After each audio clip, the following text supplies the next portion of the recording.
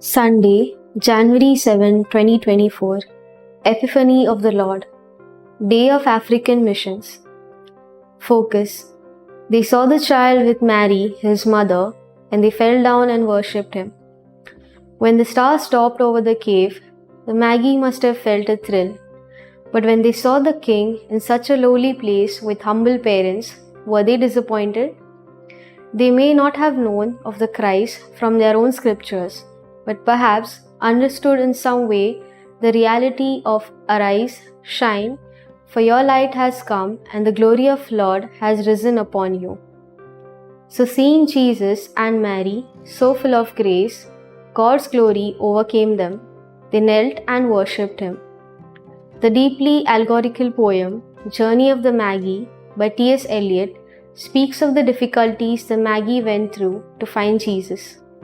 It tells us the spiritual growth is difficult but achievable.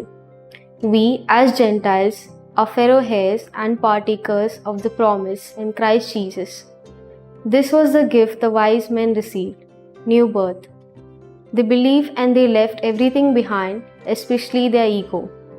We can do likewise, worship and give up our ego.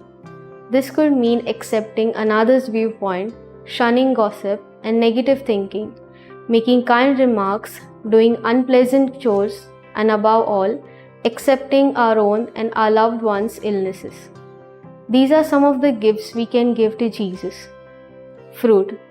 Let me choose 3 gifts that I will offer to the Lord today as I worship him.